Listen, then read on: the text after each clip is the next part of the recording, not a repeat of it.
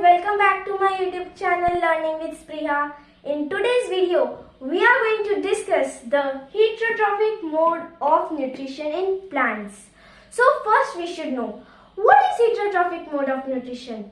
It is the mode of nutrition in which plants cannot make their own food through simple substances and rely on other organisms to fulfill their nutritional requirements.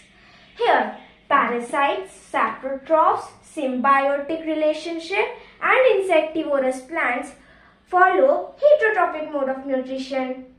So first, let's understand about these all plants in detail. So first we arrive at parasites. What are parasites?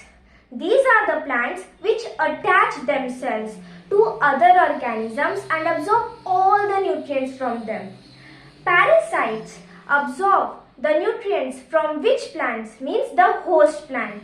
The plants from which the parasite absorb their nutrients is called the host plant. But here we have two types of parasitic plants. First is total parasitic plant and second is partial parasitic plants. So what is total parasitic plants?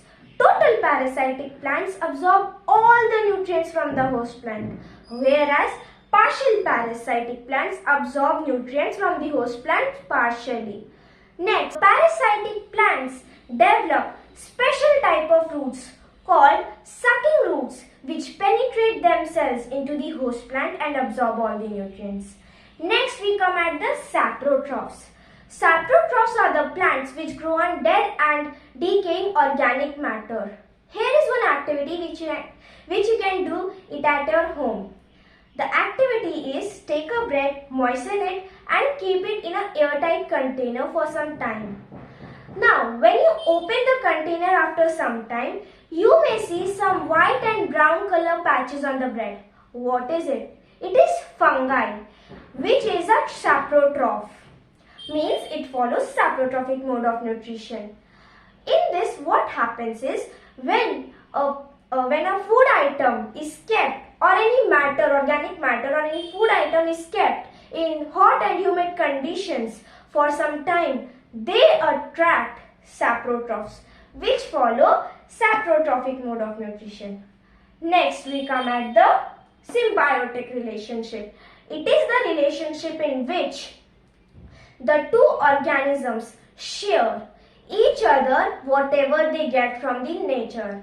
Like, see, first I forgot you to tell that parasites and saprotrophs.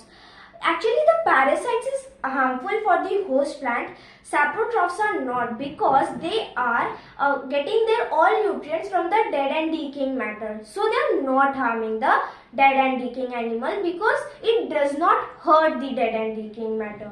But here, the parasite, when absorbs all the nutrients from the host plant, what happens is the host plant lacks in the nutrition and sometimes even die. So it is not beneficial for the host plant.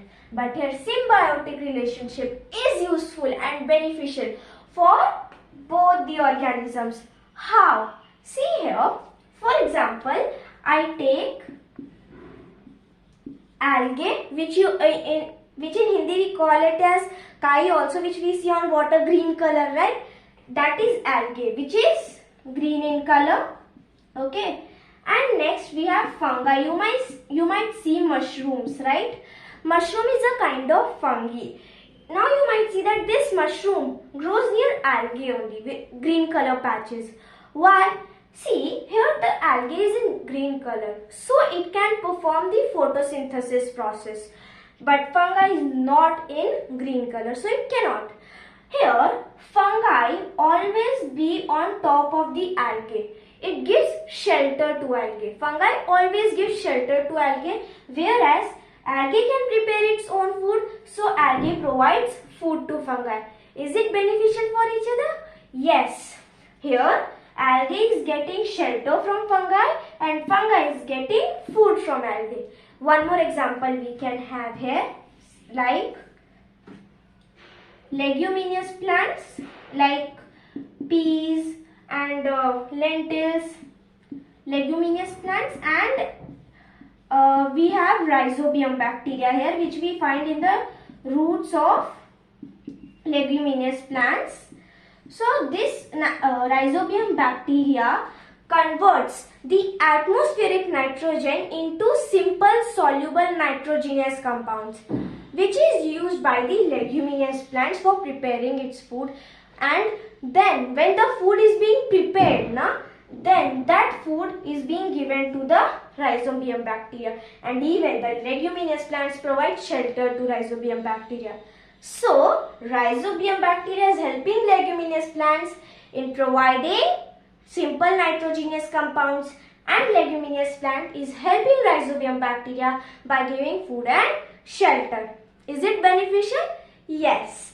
Now we arrive at the last plant, which is insectivorous plants. See here, these insectivorous plants grow in a type of soil which lacks in the nitrogenous compounds. That is why these plants trap small insects and plants and absorb all the nitrogenous compounds. They are green in color, so they can perform the process of photosynthesis and can prepare their own food, but they need nitrogenous compounds, which is amino acid, which is the simpler form of proteins. Okay, they need this and nitrogenous compound. So that's why they trap small insects and animals and absorb this. Examples, you might see Venus flytrap, pitcher plant, sundew, cobra plant, etc. There are many. Okay, and these insectivorous plants are also known as carnivorous plants. So I hope you are clear with today's topic: parasites, saprotrophs, symbiotic relationship, insectivorous plants. I hope you understood something from today's video. I hope this video was helpful to you. Meet you in my upcoming video. Till then, bye.